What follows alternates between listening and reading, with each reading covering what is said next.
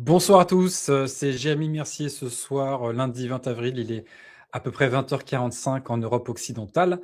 Alors j'ai titré ce live, on va déborder un petit peu du sujet, mais j'ai titré ce live de ce lundi 20 avril à 20h45 heure d'Europe occidentale, vaccination, le débat interdit. Alors je vais revenir sur quelques événements. J'ai vu passer une vidéo rapidement là d'une personne qui a un élevage de vaches. J'ai pas tout suivi, hein, je connaissais pas la personne, et voilà, qui a eu des sanctions économiques et autres parce qu'elle faisait pas vacciner ses vaches contre la fameuse DNC, la supposée dermatose nodulaire contagieuse. Bon, supposément contagieuse, hein, toutes ces maladies sont en fait extrapolées par rapport à des croyances. Donc, on dit que c'est contagieux sans prouver la contagion, par exemple, hein. Et puis, on va aussi, bien sûr, et c'est tout le temps comme ça, attribuer la cause de la maladie à un virus, même s'il n'y a pas de virus. Voilà. Et c'est comme ça qu'on maintient des mythes complètement aberrants depuis très longtemps. Et ce qu'il faut vraiment comprendre, c'est que, en fait, ces histoires de vaccins, finalement, tiennent parce qu'il y a des dogmes derrière qui n'ont pas été démontés depuis très longtemps et qui se sont bien installés partout dans la société, et y compris au sein de la dissidence. Et c'est ça qui est très important à comprendre. Donc, il y a plein de gens tout à fait bien intentionnés qui n'ont pas encore compris que l'arnaque dépasse de très très loin le cadre simplement du vaccin ARN messager ou bien de ce nouveau vaccin supposément contre la dermatose nodulaire contagieuse. Alors je ne peux pas en dire autant que je le voudrais sur les réseaux actuels, puisque il semblerait que la censure reprend de plus belle, en tout cas pour certaines personnes. J'ai pas été concerné depuis un petit moment par la censure. Shadow banning, oui, en particulier sur X, mais censure, non. Voilà. Alors le shadow banning est plus pernicieux que la censure, puisqu'on se rend pas compte. C'est juste qu'on s'aperçoit que les gens ne nous voient plus, mais on ne sait pas trop pourquoi. On dit c'est peut-être un nouvel algorithme, etc. Et c'est vrai que il y a aussi de mon côté, j'ai pas assez fouillé pourquoi l'algorithme me montrait moins sur X. Hein. Je pense que en moyenne, ça a été quasiment divisé par 10 la visibilité de mes posts. Voilà. Donc, est-ce que c'est à cause des sujets que j'évoque? Est-ce que c'est vraiment parce que voilà, j'ai pas compris qu'il fallait répondre aux gens qui mettaient des commentaires, etc. Donc voilà, je commence à faire quelques petits commentaires maintenant sous mes posts X, ce que je ne faisais pas avant, et peut-être que c'est l'algorithme. En tout cas, les sujets que j'évoque ne plaisent pas beaucoup, y compris au sein de la dissidence, puisque une grande partie de la dissidence est encore aujourd'hui convaincue que les vaccins d'avant c'était très bien, que oui, le vaccin anti-ARN messager, ça c'est pas bien, mais les autres, ils sont vraiment très bien parce qu'ils ont été très étudiés. Il y a eu des études sérieuses qui ont été faites sur le sujet. Il y a eu des tests pendant 10 ans, etc., etc. Donc vraiment, c'est très très bien. Voilà. Et en fait, ils n'ont pas encore remis en question la vaccination tout court. Ils ont des ornières. Et ces ornières sont maintenues en place parce qu'une partie des personnes, disons, visibles, très visibles dans le sein de la dissidence, ont promu tous ces anciens vaccins et n'ont pas envie d'aller au bout de la démarche, de remettre tout en question. Voilà. Mais parfois, toute une carrière a été construite sur des mensonges. Et les gens, ben, ils mettent du temps à s'en rendre compte, parfois à la fin de leur carrière. Parfois, il faut qu'ils attendent la retraite pour s'en rendre compte. Et parfois, même, ils s'en rendront pas compte du tout. Mais à un moment, si on est réellement dans une recherche de vérité, ben, il faut être prêt à remettre complètement à plat ses croyances. Et ça peut être douloureux, hein, ça c'est clair. Hein. Voilà. Donc, le gros problème de la dissidence aujourd'hui, il me semble, c'est que elle s'est pas réellement emparée du sujet de la vaccination en général, pas que le vaccin Covid. C'est facile de taper dessus, hein, comme si c'était le seul problème. Enfin, il y en a tellement des problèmes. Donc voilà, donc il y a les vaccins en général, et puis il y a bien sûr la question des virus. Ça, c'est un gros sujet que peu de gens encore aujourd'hui sont prêts à réellement aborder de façon pertinente. Donc, ils préfèrent rester dans les croyances, les schémas, les raisonnements fallacieux et circulaires, etc. Garder des mots qui sont complètement trompeurs, comme isolation de virus, qui n'a aucun rapport avec une isolation de virus, et qui montrent des photos qui ne veulent rien dire, etc. Enfin bref, on est vraiment dans une absence de démarche scientifique réelle. Mais comme ça a été enseigné tout au long de la carrière académique de ces personnes ou de leur formation, c'est très difficile de se rendre compte qu'en fait, on leur a appris des trucs qui ne tenaient pas la route. Voilà. Donc voilà, c'est comme ça. Je suis désolé, c'est comme ça. Et puis il y a aussi, bien sûr, et ça j'en ai parlé au mois de décembre, notamment avec Alain Scollart, mon invité, il y a l'arnaque des PCR. L'arnaque des PCR qui a été mise en avant et promue par l'Institut l'IHU de Marseille. Et oui, qui avance main dans la main avec l'Institut Biomérieux, qui est un des leaders de l'arnaque des PCR au niveau mondial. Et donc, si on voit Raoult comme un grand défenseur de la liberté et de la science, alors qu'en fait, ils ont passé leur temps à promouvoir une démarche pseudo-scientifique qui est celle des PCR qui ne veulent strictement rien dire, on est coincé. On est coincé. Donc, les normistes sont contrôlés par la télé et les dissidents sont contrôlés par des discours qui ne sont pas scientifiques. Voilà, qui donnent une impression de science parce que, soi-disant, c'est des données établies par la science, ça a été revu ça a été publié dans des revues à comité de lecture, etc., etc. Donc, ça donne une impression de sérieux. Et en fait, c'est complètement n'importe quoi. Ça ne veut rien dire. Et c'est comme ça qu'on se retrouve à être en dissonance cognitive parce que les gens ils disent ah c'est terrible ce qui se passe pour les pauvres agriculteurs actuellement. Voilà, donc des sanctions, des abattages de troupeaux, etc., etc. Et en même temps, ils vont pas être capables de remettre en question le PCR puisque ça a été mis en avant par leur sauveur. Donc c'est comment on fait? C'est le grand écart là.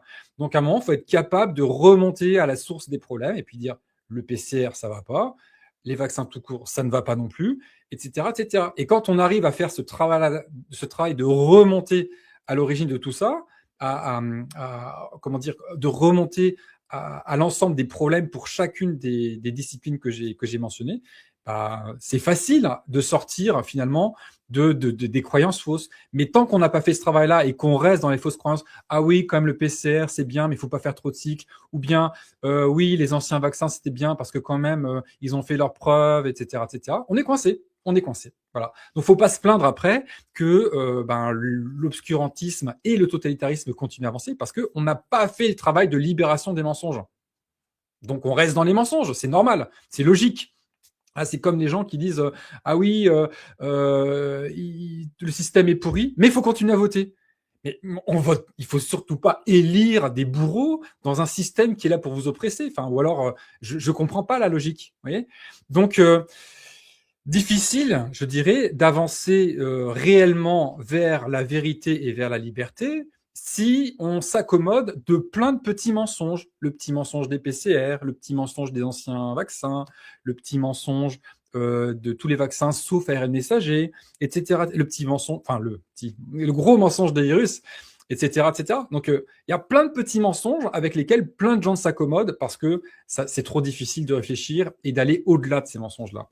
Donc, on est coincé, c'est tout, c'est aussi simple que ça. Et en plus de ça, moi, ce que je trouve hallucinant avec cette histoire de pseudo-dermatose nodulaire contagieuse, c'est que ça permet de divertir les gens et de ne pas aborder, pour moi, ce qui reste un sujet de débat fondamental, premier, qui est celui de la vaccination obligatoire des enfants en France. Le délire total, 12 vaccins obligatoires. C'est l'obscurantisme plus. Il n'y a pas beaucoup de pays dans le monde qui sont autant avancés dans la corruption et la croyance sectaire de ces vaccins. C'est la débilité profonde. Mais vraiment, hein, on est vraiment loin dans la débilité et dans le totalitarisme dans ce pays qui est la patrie de Pasteur, où il y a des places, des rues Pasteur, des cliniques Pasteur, en veux-tu en voilà. Pasteur est partout. Pasteur est un arnaqueur, un imposteur. On en a parlé avec mon invité Marc Menant, notamment, qui a écrit un bouquin sur l'inquiétante histoire de la vaccination dans lequel il dégomme Pasteur et ses vaccins. Voilà, les choses sont sues, c'est connu, et pourtant, personne ne fait rien par rapport à ça. Toutes les rues Pasteur restent telles quelles. Donc, ça prouve, c'est un indice qui est très fort et qui montre que le pays est obscurantiste. Et en plus de ça, la vaccination est un outil de contrôle des populations qui a été mis en place et qui s'est installé dans la croyance collective. Alors, c'est pas que la France, certes, hein, dans plein de pays, c'est comme ça. Et il y a des pays aussi où il n'y a pas de vaccin obligatoire, mais les gens sont tellement lobotomisés qu'ils y vont, ils sont ravis de piquer leurs enfants. Voilà. Mais à un moment, il faut savoir ce qu'on veut. Est-ce qu'on veut réellement la liberté, hein? Je vous rappelle que c'est marqué partout sur les frontons des mairies, des écoles, des établissements publics là en France. Liberté, mais liberté de quoi? Liberté d'obéir, liberté d'être d'accord avec avec le pouvoir. Voilà, grand n'importe quoi. Et ça, vraiment, ça craint. Donc il faut ouvrir ce débat, même s'il est difficile, même s'il est il expose sans doute à des dangers puisque, ouais, on va être attaqué, hein, carrément. On va être attaqué par les pro-vax sectaires et ils sont très, très, très nombreux. Je plains, moi, je pense à tous ces soignants qui ont osé sortir de leur conditionnement.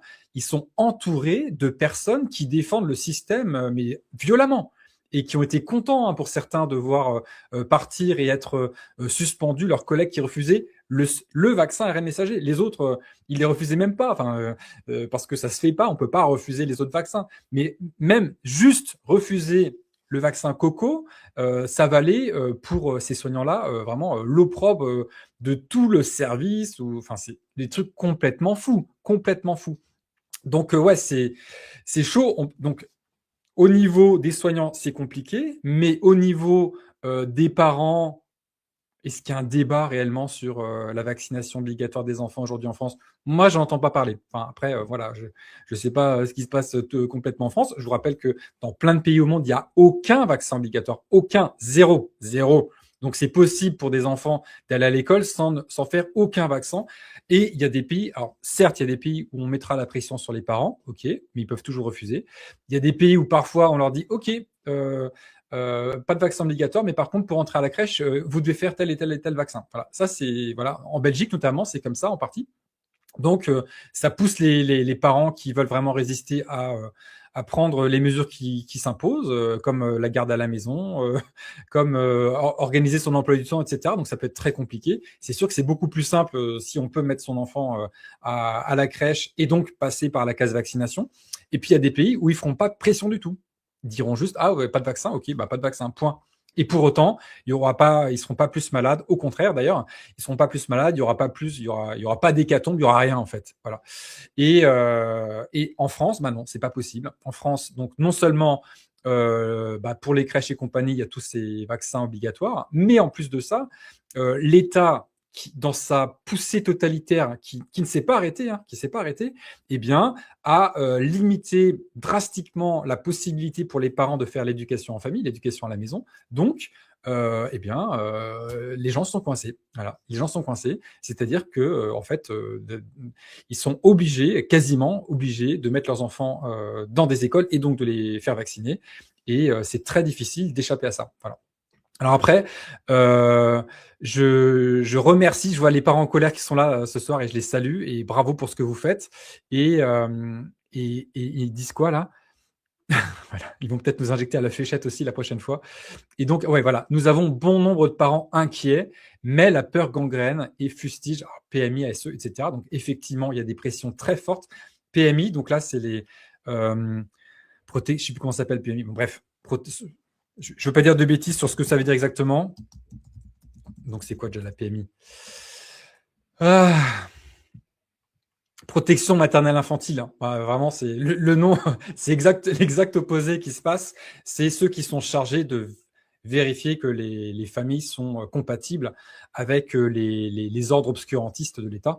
Et il s'agit en aucun cas de la protection des enfants, sauf dans de rares cas éventuellement. Mais la plupart du temps, c'est vraiment juste s'assurer que les parents suivent les recommandations et suivent les ordres des gouvernements. Voilà. Ça craint, vraiment ça craint. ASE, c'est pareil, c'est soi-disant l'aide sociale à l'enfance. C'est en général le contraire, c'est les enfants qui sont placés dans des familles qui vont subir des abus, pire peut-être encore que ce qu'il y a pu avoir dans certaines familles qui réellement abusent. Le délire, le délire. Bref, donc c'est compliqué et le débat n'existe quasiment pas en France puisque c'est pas possible d'avoir un débat puisque c'est quasiment considéré comme illégal de ne pas imposer des produits dangereux et sans aucune preuve d'efficacité à ses enfants. Voilà, comme ça. Les parents en colère, vous avez raison. Planning familial, même pareil, c'est même acabit, c'est même sujet. Donc, comment on fait pour avoir un débat dans des conditions comme ça? C'est compliqué parce que à la télé, vous entendrez que des gens qui vont aller dans le sens de la vaccination, c'est très bien. D'ailleurs, il me semble que cette semaine, c'est la semaine de la vaccination, donc c'est que des messages débiles pour dire aux gens que les vaccins ont sauvé des centaines de millions, des milliards de vies, que grâce à ça, on vit on a une vie maintenant où les gens vivent longtemps et en bonne santé, etc.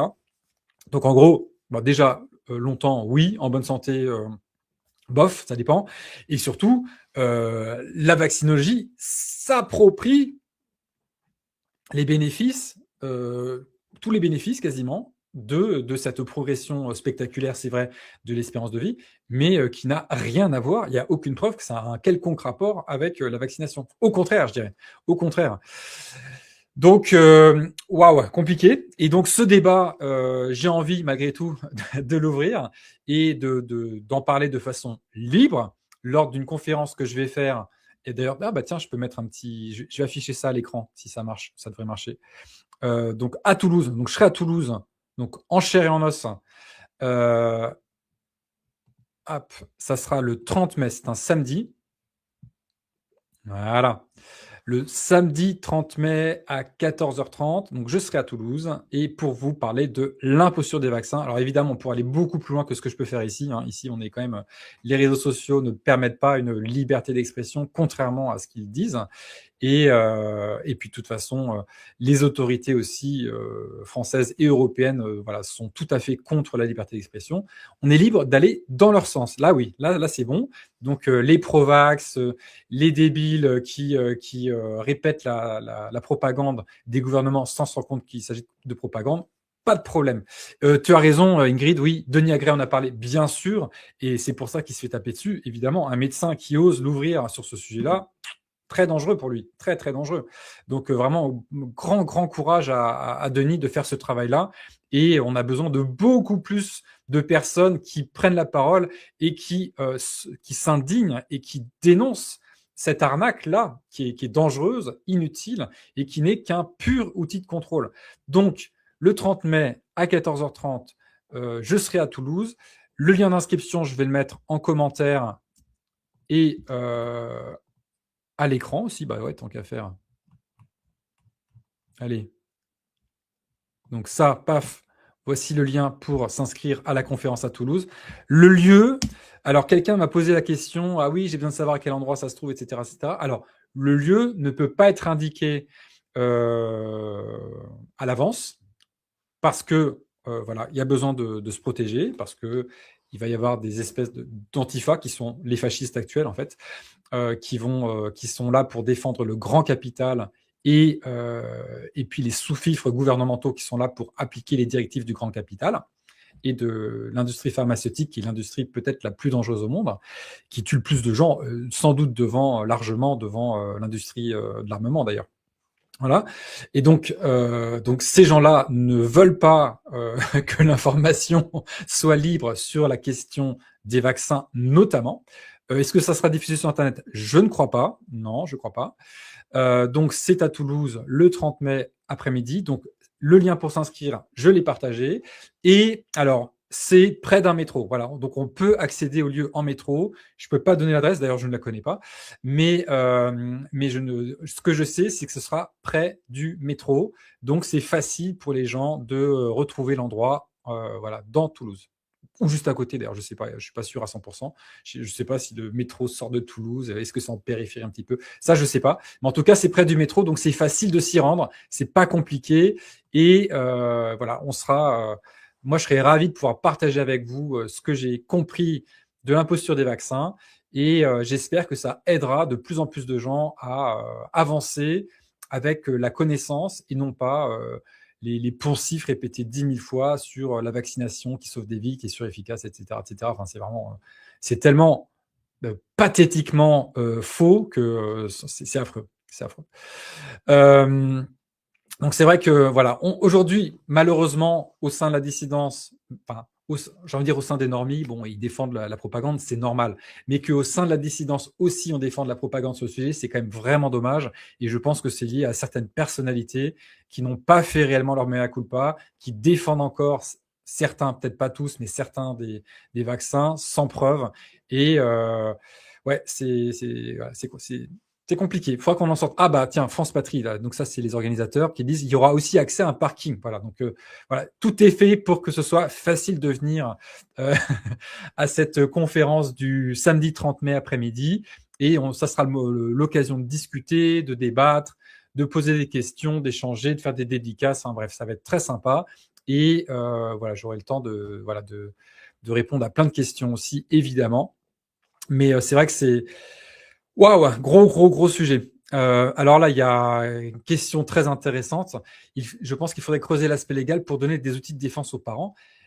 Alors, moi, je trouve ça compliqué de parler de ça dans le cadre du totalitarisme. Parce que c'est un outil totalitaire, le vaccin. Comment on fait? Enfin, on est face à des autorités, vous avez vu ce qu'ils vous ont fait.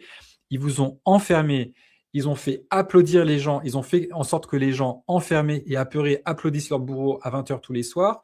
Ils ont fait en sorte que les gens mettent des couches faciales, se fassent des checks avec le coude, des trucs d'une débilité qui dépasse l'entendement. Donc, quand un État est dans cette dynamique d'oppression, d'humiliation, de violence à l'égard de sa population, c'est compliqué d'utiliser les lois de l'État totalitaire contre ses propres lois. C'est très compliqué. L'État se défend lui-même, et puis les sous-fifres qui sont sous ses ordres le défendent aussi. Voilà, les gens, voilà, il y a très peu de gens qui ont une éthique, qui sont alignés. C'est rarissime, c'est très peu de gens. Et puis des gens qui cherchent réellement la vérité, mais alors ça, franchement, c'est pas grand-chose. C'est rien. Donc, ouais, c'est voilà, c'est un sujet compliqué. Je précise d'ailleurs qu'il y a plein de sujets compliqués actuellement. Là, il y aura deux sommets sur l'autisme ce week-end, donc à Bruxelles, à XL pour être précis, ce samedi, et dimanche à Paris. Voilà.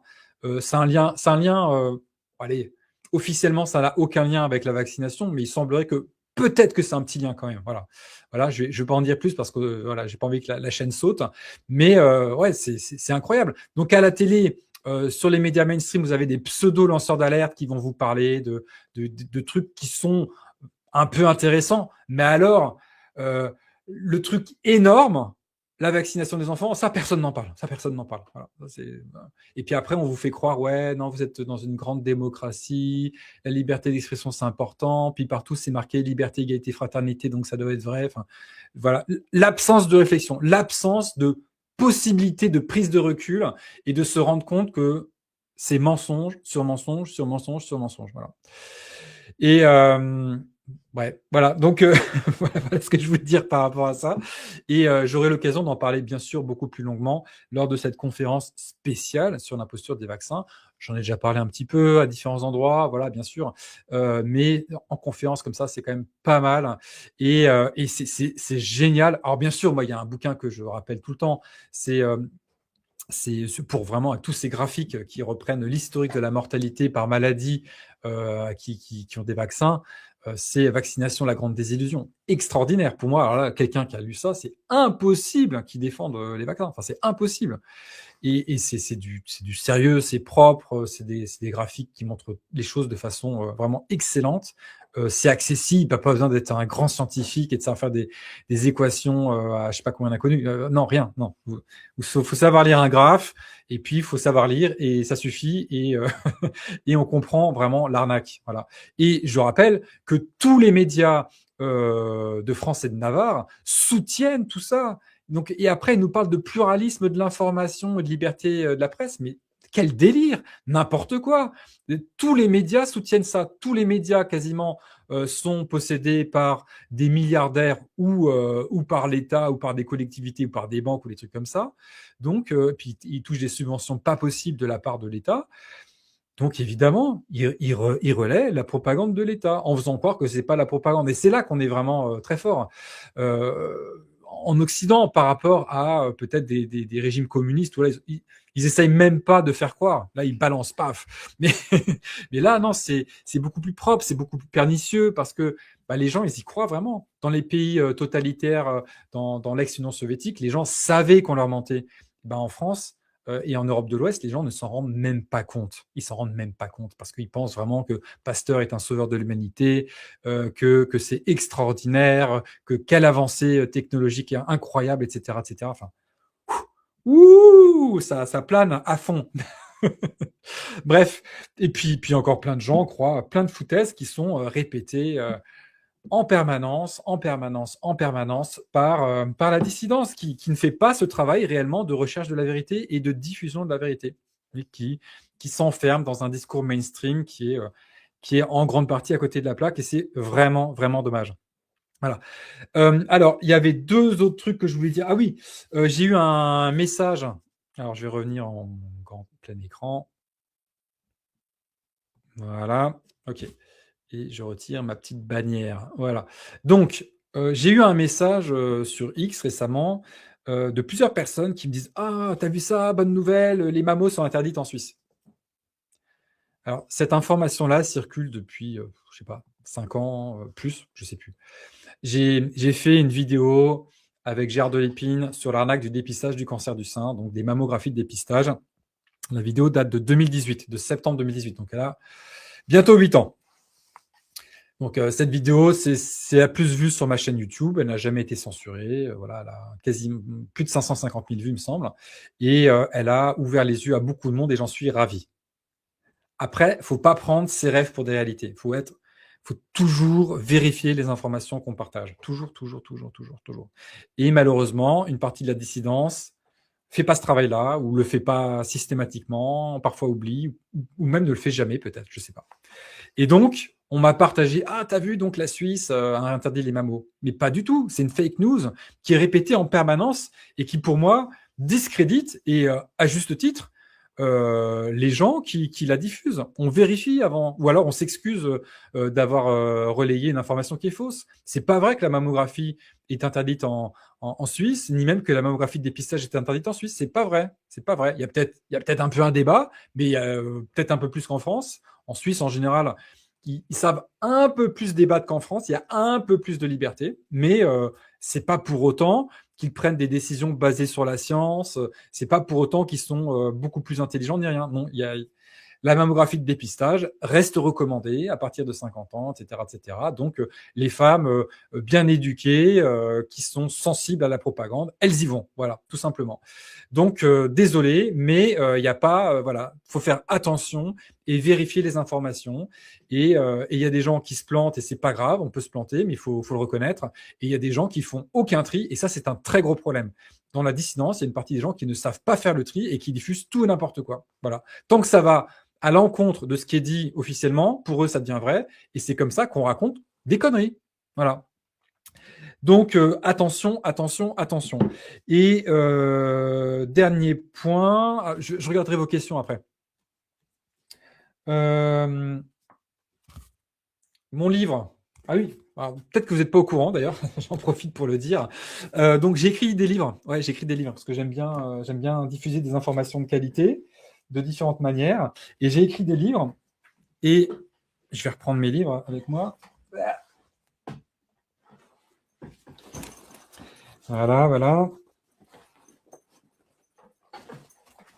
Alors, les deux premiers, c'est ça. J'arrête de creuser ma tombe avec mes dents, en finir avec les faux messages alimentation santé. Donc, ce livre-là, j'arrive à la fin de mon stock. Voilà. Il est sorti en 2017-2018 avec un éditeur, les éditions de Saxe. J'ai récupéré les droits, voilà, et j'ai décidé de mettre à jour cette version. Et donc là, j'arrive à la toute fin de mon stock. Donc il y a quelques exemplaires qui restent, qui sont légèrement abîmés, que j'ai mis en promotion sur mon site. Voilà. Donc je vous partage mon site ou le lien. Allez, hop. Et vous pouvez les trouver, ces derniers exemplaires, sur voilà. Ça c'est. Ouais, bon, vous allez sur boutique et vous trouvez les livres. Voilà. Je vais vous partager ça comme lien, comme ça sera fait. Hop. Et donc, voilà. Donc, jérémy-mercier.com/boutique, il y a mes livres. Donc, je précise que celui qui est, donc, j'arrête de creuser ma tombe avec mes dents. On arrive à la toute fin du stock, donc, et il reste quelques exemplaires. Bah voilà, ils sont tout petit peu cornés. Voilà, c'est pas grand chose, mais voilà, je fais un geste. Ces livres-là sont en réduction. Et puis, dans l'attente que ma version actualisée arrive dans quelques semaines, a priori début mai. Voilà, donc voilà, on arrivera à la fin du stock de l'ancien. Et le nouveau va changer de titre légèrement. Ça va s'appeler J'arrête de creuser ma tombe en mangeant. Voilà. Donc cette fois, il n'y aura pas d'ambiguïté avec les histoires dedans. Ça ne parle pas de santé bucco-dentaire, ça parle d'alimentation. Voilà. Moi, j'adore l'expression creuser ça tombe excédent, mais il semblerait que ça n'a pas été compris par plein de gens. Donc, voilà. Donc, la nouvelle version, améliorée, mise à jour. Il y a pas mal de petits changements quand même. Celui-là, j'avais pas changé grand-chose. L'hygiène émotionnelle, le chaînon manquant à votre épanouissement. Avant, il s'appelait l'hygiène émotionnelle, le chaînon manquant de votre épanouissement. Finalement, c'est mieux à votre épanouissement. Donc voilà, il y a eu quelques modifs, quelques mises à jour. Voilà, c'était beaucoup de mise en page, on va dire, qui a été, je pense, améliorée. Et celui-là, on a amélioré la mise en page, fait des mises à jour, hein, parce que le bouquin, il a 8 ans quasiment. Et puis, il y a pas mal de petits trucs qui ont été changés. Le gros de ma pensée de l'alimentation n'a pas changé, mais la façon de présenter les choses a un peu changé. Voilà. Donc, ça, c'est sur ma boutique. Et donc, je précise que celui-ci, donc, c'est les derniers exemplaires, un tout petit peu cornés, qui sont à prix réduit. Et mon dernier livre, celui-ci, qui est sorti fin 2024, Quand les masques tombent, en finir avec les faux messages alimentation santé. Celui-ci, donc là, explique mon parcours académique, universitaire et de vie, qui m'a amené à remettre plein de choses en question depuis un petit moment et à ne pas m'arrêter à comment dire, une première compréhension qui serait insuffisante, voire fausse, mais à laquelle on peut arriver une fois qu'on est sorti de certains dogmes. Donc attention. Voilà. Et ce travail-là de recherche ne doit pas s'arrêter. Il doit continuer tout le temps parce que les mensonges et les fausses idées sont partout, partout, sur tous les sujets. Moi, je m'en suis aperçu dans le domaine de la recherche environnementale, les sciences de l'environnement, voilà, les politiques environnementales. Donc ça, c'était pendant ma thèse voilà, entre 2006 et 2010-2011, disons, en Angleterre, à Imperial College, où j'ai vu non seulement l'arnaque d'une grande partie de cette discipline, également comment les lobbies influençaient énormément les chercheurs. Je l'ai vu, je l'ai vécu dans ma chair, et j'ai vu autour de moi comment mes collègues eux-mêmes, sans s'en rendre compte souvent, collaboraient avec la propagande sans même s'en rendre compte, et sans avoir les capacités de prendre du recul et de faire une véritable démarche critique. Voilà. Bref, donc voilà, dans ce livre-là, j'explique le parcours qui m'a amené à remettre plein de choses en question et à chercher la vérité et à comprendre ce qui se passe, tout simplement, quoi, pour plus de liberté. Voilà. Donc voilà, tu as précisé, oui, effectivement, France Patrie, je ferai des dédicaces, évidemment, lors de la conférence à Toulouse du 30 mai, après-midi. Voilà, je vous ai mis le lien dans les commentaires et je vous l'ai partagé tout à l'heure de toute façon. Voilà. Est-ce que j'avais une autre information à passer? Je ne sais plus, je crois que c'est tout. Après, il y a ma vidéo, ouais, si quand même. Ma vidéo sur les virus, je vais faire un article de blog là-dessus. Donc j'ai interviewé, je vous rappelle, hein, pour ceux qui l'ont pas vu, il faut absolument voir cette vidéo qui est incontournable, la vidéo sur les virus avec le couple Mark et Samantha Bailey. Je vais la partager Allez, je vais partager le lien. Tac, tac, tac. Voilà. Donc ça s'appelle La virologie est une science. Les explications de deux médecins néo-zélandais, et les deux médecins néo-zélandais en question, ce sont Samantha et Mark Bailey. Samantha est co-autrice du livre Virus Mania. Il faut absolument lire Virus Mania. C'est incontournable. Il faut lire Virus Mania. Je le redis encore, il faut lire Virus Mania. Et, et donc cette vidéo, ouais, elle est vraiment super intéressante. Je pense qu'elle montre pas mal des problèmes de la virologie et des virus de manière générale. Et elle permet de commencer à faire ce travail de sortie du dogme viral qui est à côté de la plaque et qui nous enferme en plus. Donc voilà, donc ça c'est hyper important. Et maintenant je vais regarder vos questions.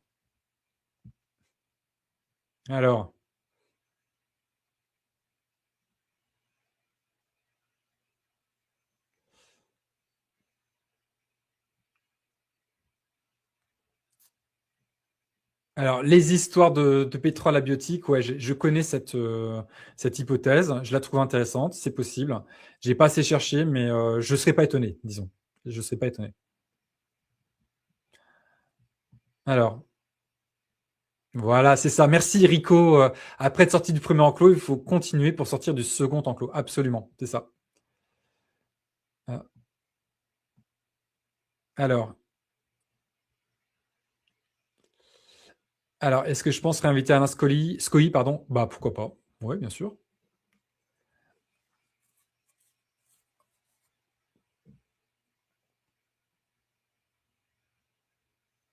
Alors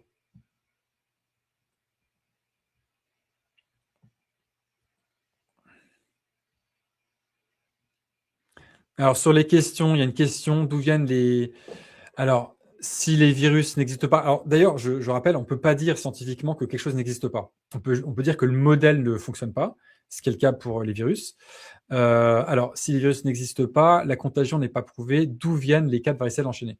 Alors ça, il y a différentes hypothèses, mais il y en a qui voient ça comme une réaction, comme un réflexe. C'est-à-dire que pour évoluer dans sa progression, l'enfant a peut-être besoin de passer par certaines étapes.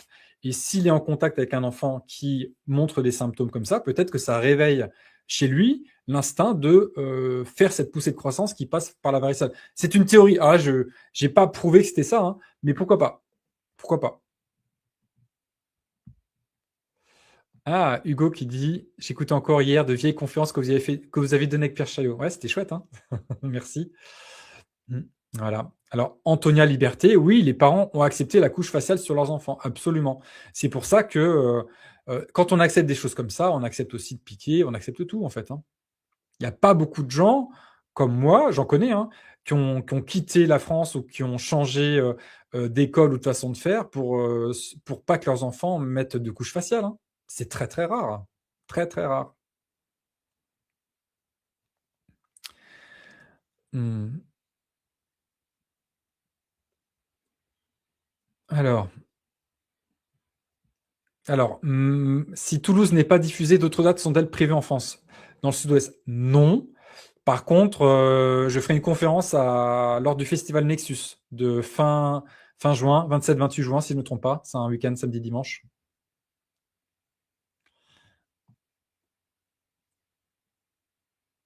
Alors, je remonte dans les messages.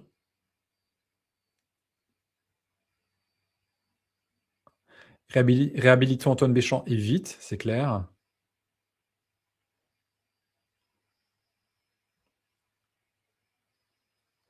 Alors, Denis Agré a fait un formulaire pour éviter les pic-pics pour les enfants pour avoir accès aux crèches. Alors, on l'avait partagé dans l'émission que j'ai faite avec lui il y a un an. Non, c'était quand? Août ou septembre 2025, il me semble. Je sais pas ce que ça donne comme résultat. C'est chaud, hein, c'est chaud.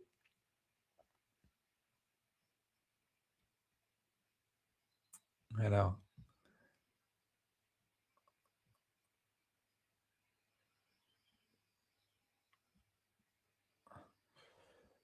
alors,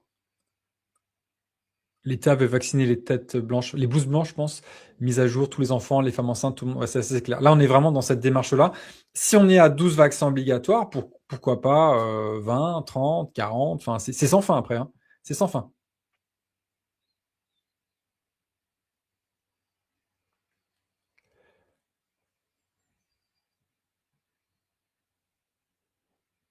Alors, Alors, je voudrais aussi revenir là. Les injectés sont autopropagateurs, etc. Moi, j'ai pas de preuve du tout de ces histoires-là. Donc, moi, je ne crois pas à ça parce que ça, j'ai pas de preuve que ça se passe. Voilà. Et je pense, attention, que c'est fait pour diviser, encore une fois, hein. Pour diviser les gens, on met les pro-vax, les anti-vax. Enfin, on va diviser de plein de façons différentes. Et ça, c'est faut, faut- faut pas diviser. Et puis là, donc on a divisé les gens entre bah, ceux qui ont résisté au vaccin Covid pendant l'arnaque, et maintenant on divise en faisant croire à ceux qui n'ont pas été vaccinés que ceux qui ont été vaccinés sont dangereux parce qu'ils font du shading, etc., etc. Ça me gêne, franchement, ça me gêne.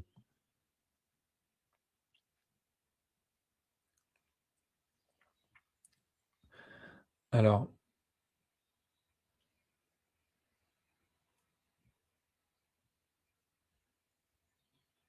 je remonte.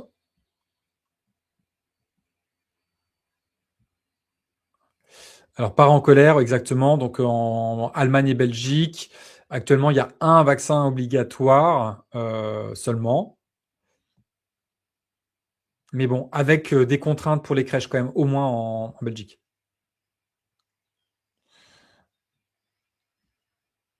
Alors, j'ai fait une super vidéo l'an dernier avec Sophie Guillot sur la question des obligations vaccinales en France.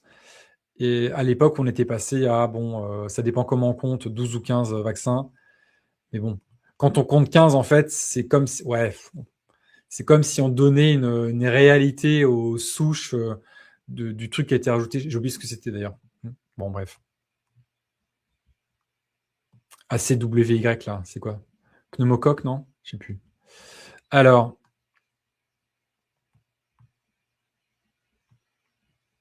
Sophie, il tente de semer la zizanie parmi les résistants. Ça, c'est clair. Ça, c'est clair.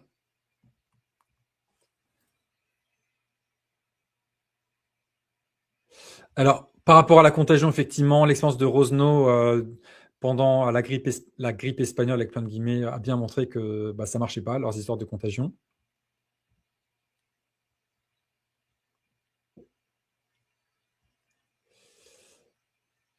Alors,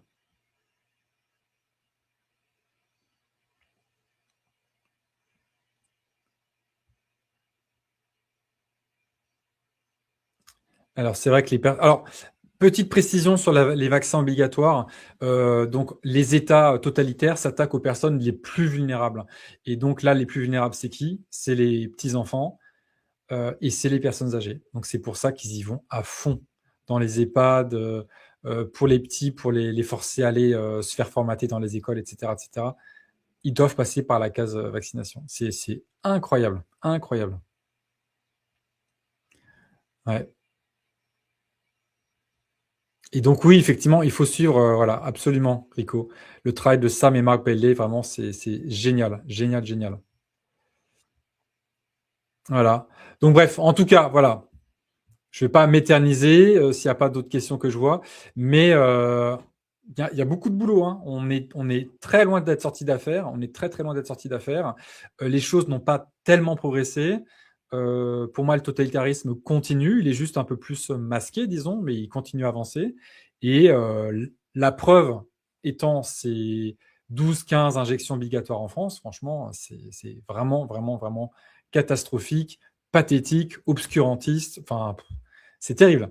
Et donc, j'en parlerai à Toulouse dans cette conférence qui se déroulera le samedi 30 mai à 14h30, dans un lieu qui sera tenu secret jusque quelques heures avant, qui est accessible en métro. Et il y a un parking en plus de ça. Je vous rappelle donc les infos. Hop, je mets la fiche. Ah non, elle n'est pas assez grosse là. Comme ça, c'est mieux. Et je vous rappelle aussi le lien pour s'inscrire. Hop, et voilà, dans les commentaires également. Et bah, au plaisir de vous retrouver à Toulouse, pour ceux qui seront dans le coin ou qui feront le déplacement. Et puis les autres, bah, peut-être qu'on se verra au Festival Nexus fin juin, en Bourgogne. Non, en Franche-Comté, pardon, Franche-Comté. Et donc, ouais, l'adresse sera communiquée la veille par SMS aux inscrits. Là, c'est par rapport à la conférence de Toulouse. Voilà. Et puis... Ah, bah Cécile, très intéressant. Dans les établissements pour personnes handicapées, ils ont été au premier rang pour l'injection coco. Bah ouais, ça m'étonne pas. C'est les plus vulnérables. C'est ceux qui sont les proies préférées des régimes totalitaires. C'est comme ça. Comme ça. Comme ça qu'ils font. Ça a toujours été comme ça et ça va pas changer. Enfin, sauf si on change de régime et qu'on sort du totalitarisme. Voilà. Et ça va prendre du temps. Moi, je suis très optimiste sur le fait que l'imposture des vaccins et des virus va finir par tomber, j'en suis sûr. Ça ne peut pas continuer à durer longtemps comme ça, parce que l'information circule, de plus en plus de gens ouvrent les yeux, et, euh, et les personnes, y compris au sein de la dissidence, qui continuent à soutenir ces thèses-là, des anciens vaccins qui étaient bien et des virus qui sont très méchants, ça va tomber aussi. C'est obligé. Voilà. Donc, je suis optimiste là-dessus. Ça va prendre un peu de temps, peut-être quelques décennies, certes, mais je pense que de mon vivant, ouais, je peux voir ça tomber. Et puis peut-être qu'on verra aussi les plaques rue Pasteur et compagnie qui seront voilà, déboulonnés et qu'on mettra Béchamp à la place ou d'autres, ou je sais pas. En tout cas, voilà, je pense qu'il y a pas mal de choses qui peuvent s'améliorer. Par rapport... Ah oui, tiens, je vais revenir sur les injections des animaux d'élevage, effectivement. Alors, personnellement,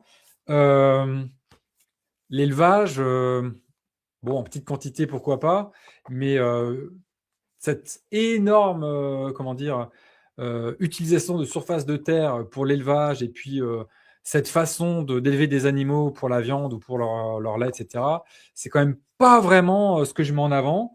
Et j'explique ça dans ce livre, justement. J'arrête de creuser ma tombe avec mes dents. Et voilà, je rappelle voilà, que je suis allé voir les personnes qui vivent longtemps en bonne santé. C'est jamais des viandards. Jamais. Voilà. Jamais, jamais. Donc voilà, je pense que ça dit beaucoup. Et voilà, je vais pas en dire plus parce que c'est pas le sujet, mais bon, voilà, j'aurai l'occasion de revenir dessus prochainement. Et je parlerai aussi, ouais, prochainement aussi, donc d'hygiène émotionnelle, très important. Extériorisation des émotions, super important. Et en fait, il y a plein d'outils pour notre santé qui existent. Il y a plein de pièges desquels on doit se prémunir. Et une fois qu'on connaît les pièges et qu'on a les bons outils en main, bah, les choses ont de très grandes chances de très bien se passer pour notre santé, pour notre corps et pour notre vie. Voilà. Bonne soirée, à très bientôt. Et j'espère qu'on se verra à Toulouse très nombreux le 30 mai prochain. Bye bye.